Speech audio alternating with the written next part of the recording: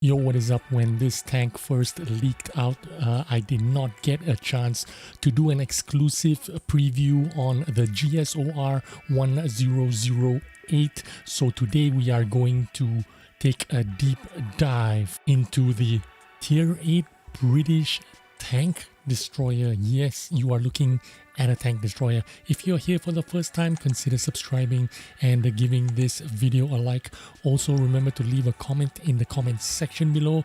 This is where you let Wargaming know if you like where their game is going. If you like this tank or dislike this tank, let them know. Like I said, this is one of, if not the most exciting tanks in 2020.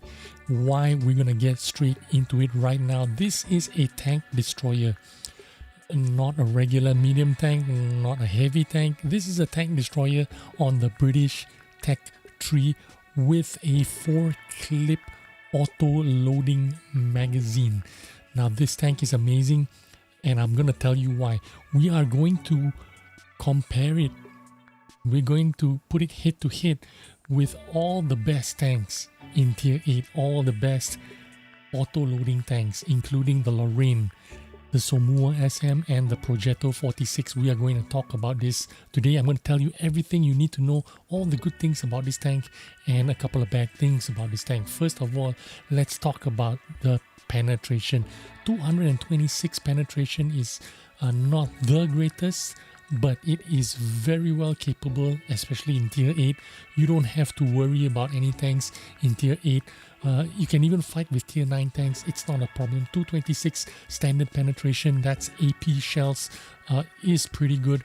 Remember, the Progetto only has 212 penetration, while the Lorraine and the Somua SM has 232 penetration for standard ammunition.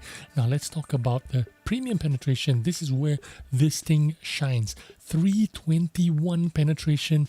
It is a lot better than Lorraine and Somua, who has 263 penetration, better than the Progetto that has 259 penetration. 321 penetration means it is better than last week's flavor of the week tank, the T77, which had 299 heat penetration on the premium shells. So 321 penetration with APCR, you cannot get better than this. Not only do you have APCR shells that travel really quick, and when I say quick, I mean 1411 meters per second. It will fire like a laser. APCR shells, 321 penetration premium shells. This thing will be absolutely insane in terms of penetration. 320 alpha is the next thing we want to talk about. 320 alpha is higher alpha than the Lorraine or the Somua, which has 300 alpha each, and the Progetto that has 240 alpha. So 320 alpha, you are talking about, T77 kind of realm. You're talking about higher alpha. Now it seems like all the new tanks seem to be getting higher and higher alpha. All the old tanks are being power crept. Is this a good thing? Is this not a good thing? I don't know. You leave a comment, let Wargaming know what you think about these kind of things. Like I was saying, we were talking about this shell velocity. 1280 shell velocity is really fast for standard AP shells, and 1400 meters per second on standard AP CR premium shells, 1400 meters per second. This tank reloads in 36.62 seconds. This is without any of the cruise skills and all food and shit like that. BIA not included. About the same speed as a Lorraine 40T, 40 ton, 4-clip autoloader magazine. Now what makes this tank special?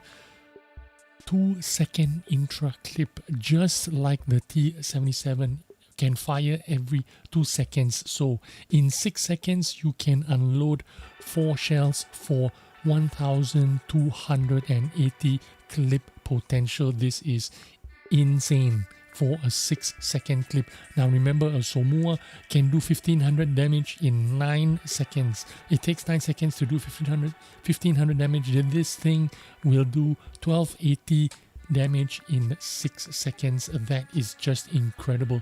2-second intra clip, just like a Progetto just like a T77. That is very good intra clip, and you know, this is one of the things that make this tank very competitive, and in my opinion one of the strongest and best tanks that's going to be in tier 8. The aim time 2.21 seconds, better than Lorraine, better than Somua. The Progetto 2.01 seconds, which is slightly better, but you know, not too great aim time, but not bad at all. Now let's talk about the dispersion. Dispersion 0.33. It is almost exactly the same as a Progetto. It'll blow a Lorraine's accuracy out of the water, and it'll blow a Somua's dispersion out of the water as well. But what is bad about it? What is bad about dispersion is when you're moving, you're not gonna be able to hit anything. 0.29 moving dispersions. The you know, Lorraine's and Somua's can't hit anything on the move as well, and their dispersion is 0.19. The Progetto is a lot better, 0.15, but the GSOR 0.29 means it's not gonna hit anything on the move. However, turret traverse dispersion is 0.08. What is 0.08? It means if you are in a bush, if you're not moving your hull, if you're not going forwards and backwards, just turning your turret, you are going to aim very well with your 4 shots. Just fire away, you can turn your turret and shoot, and you will not miss. That is what's good about the turret traverse dispersion 0.08. What else is really good about this tank? Gun depression. You've got 11, yes, 11 degrees gun depression. A Lorraine has 8 degrees, a Somua SM has 10 degrees, while a Progetto has 9 degrees. 11 degrees means you can fight on a hill, on a slope, looking down.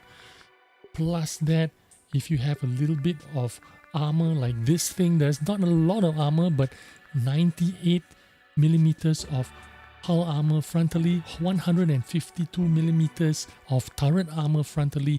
That means if you use your 11 degrees of gun depression on a slope, you are going to be able to be safe. You can bounce some shots, and you can do damage, and you won't miss your shots, and you have high penetration. That is going to be absolutely insane. Now the speed as well is absolutely amazing. You've got 60 kilometers an hour going forward. The reverse speed is not that good, 17 kilometers an hour going backwards. Now 60 kilometers an hour going forward looks quite fast. It is faster than a Progetto. It is just as fast as a Lorraine 40T going forward. But the problem here is with the power to weight ratio. Power to weight ratio is pretty low, 14.66 versus a Lorraine which has 21.25 power to weight ratio. This means the agility of the tank, wiggling left right is not going to be that good. Picking up speed, trying to get to 60 kilometers an hour top speed is not going to be very quick. It's going to take a long time. It's going to get there, but it's going to take a long time. It is not as agile as a Progetto, not as agile as a Lorraine 40 ton, but you can get 60 kilometers an hour top speed, which means you can flank from side to side of the map, run away.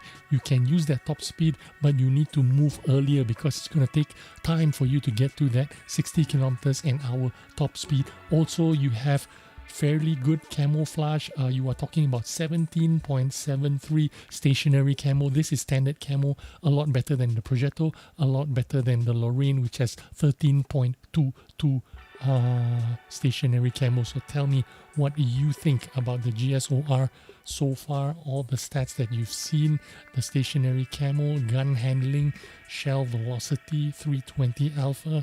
Man, I'm looking forward to this tank.